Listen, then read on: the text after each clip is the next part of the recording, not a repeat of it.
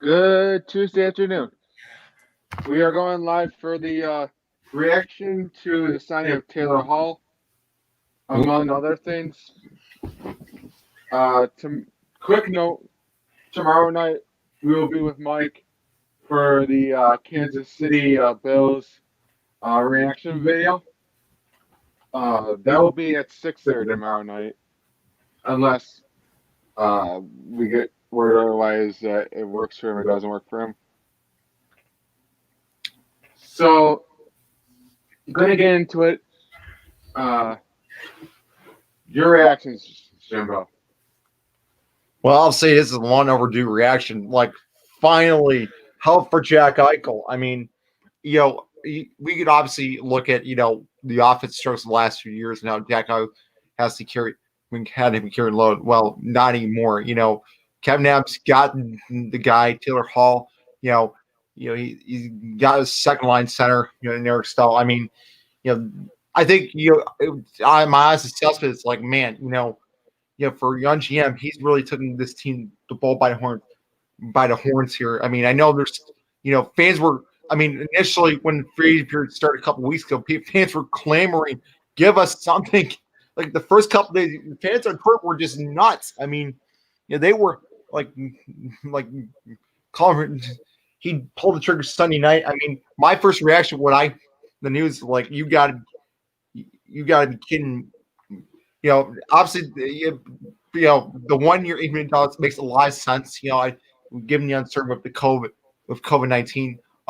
But I think if you're the Buffaloes, if you're for us fans here, you should be happy because now you have a former first line Taylor Hall, Jack Eichel, and all of a sudden you have, your second line with Skinner and Stahl, and then possibly Reinhart. Cousins going to be on the third line with Cody Eakin there. I mean, so overall, you have four strong lines now, top to bottom. Where the last several years, you only had the Eichel line and everything else practically. I mean, I think there's so. I mean, yes, there's still can be more. There's still can possibly a trade defenseman there. There's still goaltender, but the Buffalo Sabres offense is better now than they on paper are better now than they were last season. I think, does it make instant playoff contenders? Well, it's Montreal improved. Tampa Bay is the Stanley Cup champion. And Florida's so it's going to be tough. I mean, it's going to be tough selling, but I think Kevin Adams made some strides in making this team more competitive. In my opinion, by the move of Taylor Hall. Emerson Miller is expected to join us during this podcast. But yeah,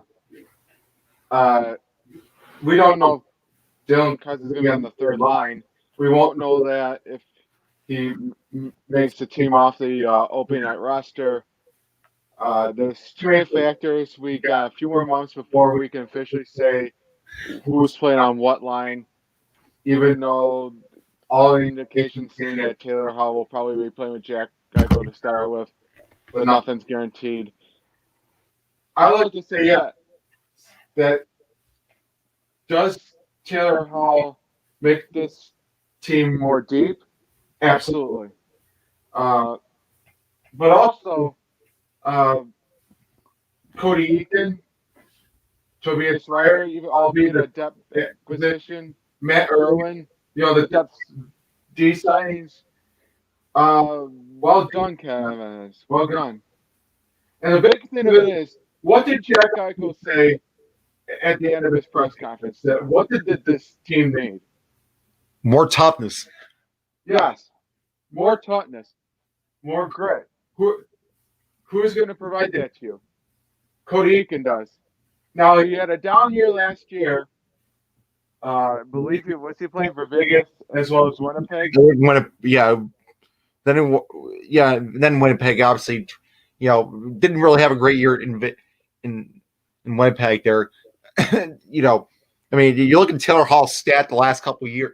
It's made the playoffs in that hard trophy year where Dallas made the playoffs.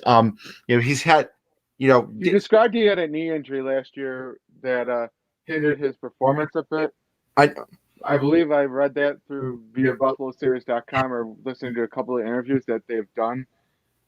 But I mean, you have to look at it as a complete uh, total team haul over. They didn't re-sign Larson. I'm actually surprised they re-signed Gergensons. Yeah, I was kind Uh, of. I mean, I'll be honest with you. I was really surprised too that, you know, I am surprised, but I'm not totally surprised because I think you obviously knew one of them we were going to move on from. I think I was surprised more the Larson thing than anything else. Um, and then Wayne Simmons obviously signed a 1 year deal with Toronto. And then Jimmy VC out of Toronto too. Like what's so it's a little very so obviously the scoring that they had, the lack of depth they had, scoring depth they had last year clearly showed. I think that's the biggest, because we know Jack Eichel was a super elite player in this league. He just didn't have the help. Now with Karen Henson, by adding Eric Sells your second line center, which Jason Bauer never did, could do, replace running around. Right. And Taylor Hall, yeah, 1 year did for Taylor Hall, but you know, he's he's added some stout pieces to this roster where you say, can make this team more competitive. Makes the team more competitive now than they were last season. So, and by the way, I think that and the trading for Johansson, I mean, no disrespect. I mean, he really wasn't a center. He was more of a wing. He really, Johansson was kind of a bad move. The Wayne Sims, some of the moves that Jason Bonner, no disrespect to him. I mean, I wish him nothing but the best. But the Ryan Roy trade, you look back on the one trade that derailed this, made a huge setback for this franchise here. I'm just looking up Taylor Hall stats here on my phone here. So his last.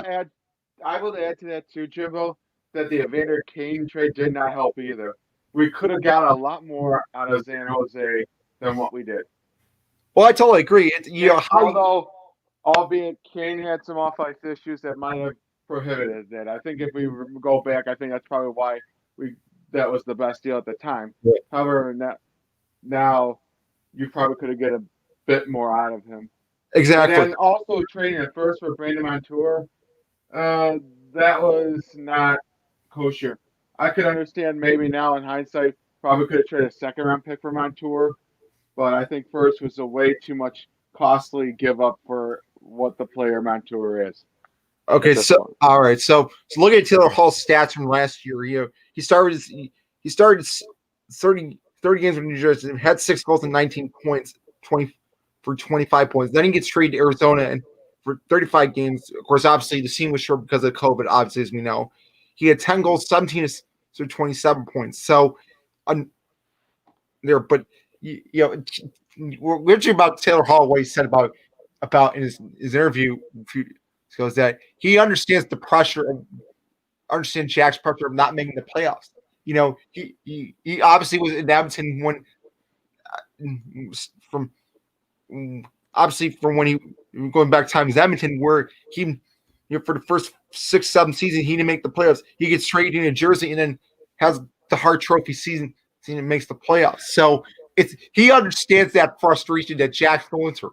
I think what makes me stand out is here's a guy that is in the situation Jackson, and so I think you put Taylor Hall with Jack Eichel, and they're going to I expect them to put up huge points. Now, as you said, we don't know when the season is going to start here. They're projecting January 1st as the start date, but to me, though, I think this is this is the year you have to get Jack out of the playoffs. No, Kevin Adams has done his job. Now, obviously, there's still more work to possibly go to defense here and train something else, but this is not given. This is clear indication that this is not going to be a rebuild. That they're in it to make the playoffs, and that and I think even if you just miss out on the playoffs, I think it's still a win-win. I mean, like you said, Jack Alex expressed his frustration about and Jackson has expressed frustration about not wanting to win, and not making the playoffs. This is and he made that clear over the offseason. And I think Kevin Allen has taken that and added some critical pieces. And so I think if you're Jack Eichel, you're ecstatic because you're playing with a superstar caliber winner in Taylor Hall that can score goals. He want the great obviously both want the puck, but great players can adjust. And I think Jack Eichel, he's a dual threat, being a scorer and a point per and a pass. So he's gonna benefit greatly by having Taylor on his left side. Now, like you said, we don't know what the rest of the line's gonna look like on the right wing. He could have a Tage Thompson here, Victor Olofsson. And one quick note here: another reaction with Dom Kahuna. Was surprised that they didn't qualify him for an offer. I mean, and that's like 3 teams. I thought he played excellent towards the end of last season. I thought and quite honestly, I thought he was. And quite honestly, I thought he might have been lined for a contract. Now they didn't qualify. Was very shocking to me. So update on Cody Ford. He's out week to week per Sean McDermott. That was an hour ago. Who's out week to week? Cody Ford. Oh yeah. Okay, so that. Oh, not good. We'll talk more about it tomorrow night there. But look at what Kevin Abs done to his, as I said, what Kevin Abs has done to his roster is that he's bolstered it. When he's bolstered, proved players. I mean, you look Eric Stahl. He was on the number one line last year in Minnesota, so it's a huge upgrade. And he's not going to produce the same amount of points as. We don't need him to be. The comments, I think, and again, I think you look at the way this roster right now. Yeah, if you had a few more moves, I think this team can compete. That's what is all I'm asking. I feel that going back to your earlier point about right the playoffs and everything. Jessica is going to have a rebound year after last year. I think he will. That will help the scoring. But you're right. It's still undetermined how. I mean, Reinhardt has views with Eichel and that sort of stuff, but I think when he was off Eichel's line, it didn't seem like he was still productive, but not to a level where he was with Eichel. Now that you have Stahl as a potential line thing, or with Eichel, do you think Sam could step it up, in general? Well, that's maybe with a Cody Eakin too. I mean, what do you? Well, Sam's, Sam Ryan and Rick Olsen are arbitration, so that's obvious. But Sam, is a contradictory case here because he's been here a little bit longer than Jack Eichel. You're more than Jack Eichel, and I think the biggest question is, because what's he going to get in arbitration here? And if you don't feel comfortable, they're still working on a deal here. I mean, as we speak here, so it's not. Same with Olofsson too, and I believe and Allmark. That's Allmark, yes, Allmark. But he's again another interesting of the pandemic with the shortened cap here.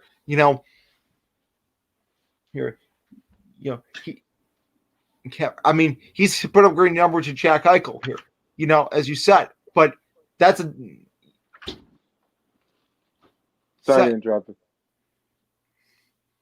So he's put great numbers for Jack Eichel, and Sam is. I don't have trouble communicating, Jimbo. Yeah, but I'm trying to get my next screen out. It doesn't look great. But the way, if I just, no, I'm still here. I'm trying not to solo lay out for you. So you just did that too. But quite frankly, Sam Reinhart is, he's a UFA. But what is asked? He's probably going to want $5, $6, $7 million. I mean, but with the I his numbers with Jack have been great, but again, does he? But but again, what if he's not in that top line? How is he going to? So that's the biggest question I think his organization have is whether he can produce without Jack. So if he's on that second line, because you're still need, I still believe there needs to be. I think you need another right winger because there's not enough right. Victor Olsen left winger, Hall's a left winger. Reiner's only right hand. I think they're expecting Dylan Cousins to play on the right side. No, I understand that. That's not. So I mean that I don't think that'll be an issue. There's a couple of them play on the right side. It's just a question of again how this lineup's going to look once we start the season. How much do you think the Sabres are going to? How much do you think are they going to want? Because Reinhardt said pretty. He's not. What were you asking me again? Could you slow that down, Jim? What do you think Ryan is asking for an arbitration? How much do you think he's at money wise? I'm ballparking him. I want to say a long. I don't know if they're going to ask for a long term deal. Would it be about close to Taylor Hall range? Maybe. You also got to look at the factor though from the GM side. You got to sign Rasmus Dahlin and maybe potentially have Ernest Santero if you want. Otherwise, are you going to trade Reinhardt to add some forward pieces and be set for the next few years too? I mean, that's the question.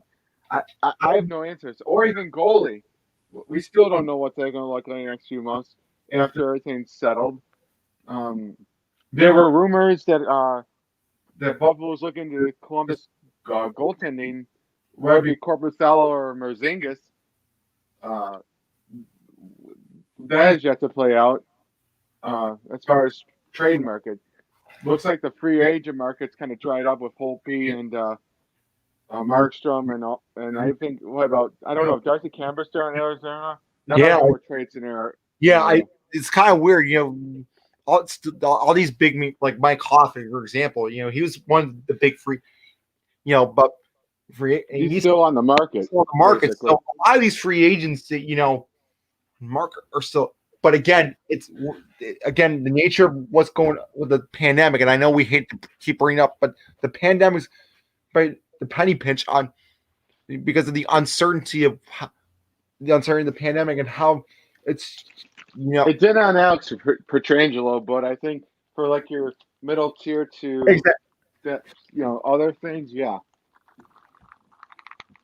So I mean, in certain things, I think the star players are still going to get paid, but it seems like if you're like the bottom six guys or anything in between, it's going to be a tougher time to navigate. Well, yeah, you're right. But it's good. Some people are going to have to bite the bullet and not take as much because of the uncertain financial situation right now. And I think teams are a lot of teams are having internal caps because of it. Because of this pandemic. So I still think there's still going to be trades to be had. I mean, it's kind of weird talking about it in the middle of October and honestly, it's weird not, because normally we'd be talking start of the season right now, and people are because it's coronavirus, we're having to wait until early January. I mean, we would normally everything would have been done by now, but I mean, but yeah, it's kind of we're kind of treating like the hockey off season summer almost here. But it's just strange. So another question. Obviously, we expect we're thinking there's going to be more. Do you expect the Sabres to obviously both? You said Merlingus. I think we've kind of gotten off the topic of train of Ristolaine in here. I mean, is it really going to happen at any point? I don't know. I mean, I kind of think it's at this point. I don't think it's going to happen. I'll be honest. I mean, I just, to be honest with you, I just don't. He's got a great connection Ralph Kruger at this point. I mean, I would have thought they would have, but I just don't see it happening at this point. I think I've given up the ghost on trading Ristolainen, to be honest with you. I But think that's a $1 million question that we've been asking for the past couple of seasons, and truthfully, we won't have a concrete answer at this point. Uh, could he still be traded? Potentially, but I don't think at market value what you could have gotten last season, even before all this pandemic talk or situation going on. Uh, if it weren't for the pandemic, I think you might have gotten a fairly decent amount of return. But now I think you might be looking at a third or fifth round pick, maybe some other type of consideration. You look at what Winnipeg got for Nate Schmidt, that or what Vegas got for Nate Schmidt, uh, I should say, but it looks like it wasn't much. So really, even for like Nate Schmidt, he might have been better statistically than Ristolainen in certain aspects. But I will say that yeah, but Ristolainen's your only guy that has any sort of physicality on D right now. I mean, unless Wilborn comes up from the minors this year and he makes the roster. I mean, he's the only defenseman that has any grit to his game right now. And when you look at game, so I think several months ago I would have hadn't not gotten Taylor Hall and Eric Stahl, I think you were definitely traded. But now with those additions, I think it makes it harder. I don't think it's much of a necessity like I once thought of training him. Now you're right. Nate Smith, Vegas got a third and fifth round pick for Nate Smith, so it's normally you're right, and normally last year you would have gotten more for him, but because, as I said, because of the pandemic, the uncertainty of the cap, it really kind of changes your plan, everybody's plan. So, as I said, it remains to be seen what happens. We still got another 2 months before. Well, I say that tentatively because we don't know when the season's going to. We don't know if or when the season's going to start. Of course, I just changed locations. I apologize. So, yeah. Yeah, I agree, Jibbo.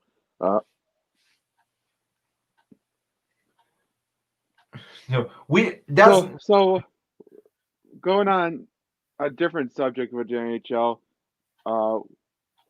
which trade has shocked you throughout the league? What trade that you saw that said, what just happened? Well, I think it has to be the Josh Anderson trade. I mean, to Montreal, I think but I don't think it's so much shock that Josh Anderson is going to be moved. But you look at Montreal, the moves that they made this offseason. I mean, they've really put themselves right in line with Tampa being a conference, and then the Florida Panthers too. I mean, you look at those two teams. I think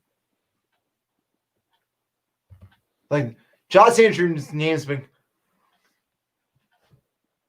I think the bigger thing that's not trades Petrangelo to Vegas, sign with Vegas. I think obviously. I didn't say signings, but I know. I agree with you on that. I think if you want to go free agency, I thought Torrey Krug going to St. Louis was an interesting signing to replace Petrangelo. We all knew Petrangelo was leaving, but I didn't think Torrey Krug was gonna leave Boston. That was actually surprising for me. I agree. Yeah. I was actually more surprised that Wayne Simmons too. I mean, signed with the Maple Leafs and Zach Bogosian signed with the Leafs and Jimmy Vesey signed with the Maple Leafs. Well, yeah, well, you look at Boston situation. Paster's going to be out for. There's Four some. to 6 weeks, or no, a couple of months. Like I think Marchand as well. Zdeno Chara hasn't even signed yet with the Bruins, which is stacking. Uh, will he still sign there? I can't imagine not. But would Zdeno Chara be a good third line option for Buffalo to still add as a veteran leader in physical toughness? I mean, I think you said at one point you didn't want to see Chara in a Buffalo uniform, but has the anything changed your mind yet? No, I mean, as all due respect with what Char's done in the game, the career he's had. I mean, you know, I, I mean, this is not. This is not a knock on him. I mean, he's had a great, but at 40, you know, for you know, to be honest, I think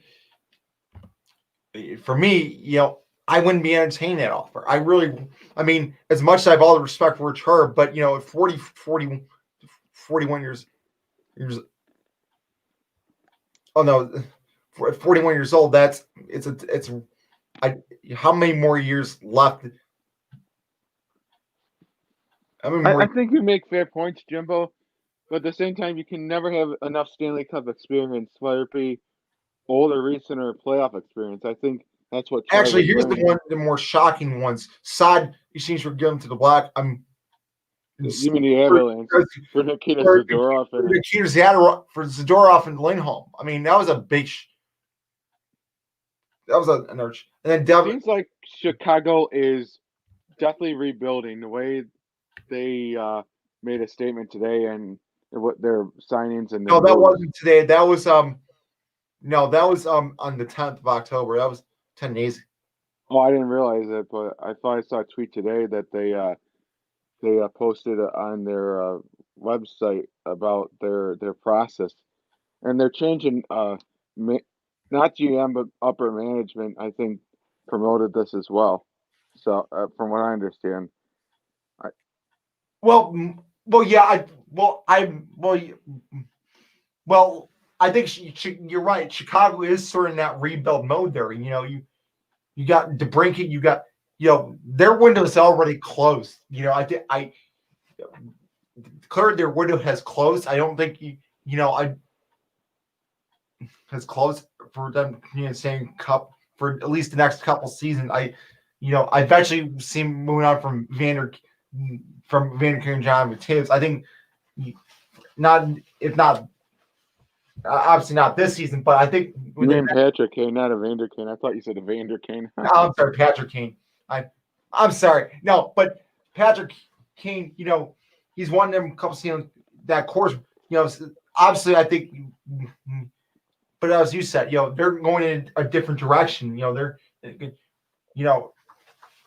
direction this group, and I think they're got to get younger. I mean, all those years of Cup is took a toll on them, and I think this is for them. A rebuild's in order. I mean, Do you think Pittsburgh is going to be in a rebuild at some point? yeah, Uh, Pittsburgh too. Yeah, Pittsburgh. I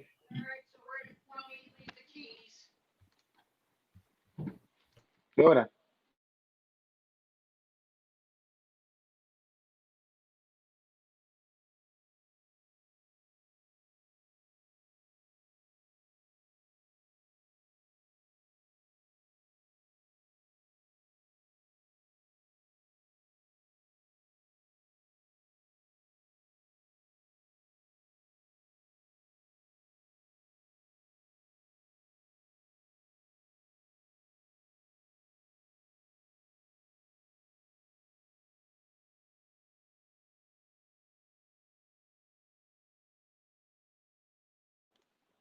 I just walked in, so we're going to end the stream and talk to you more about this tomorrow, as well as the Bills.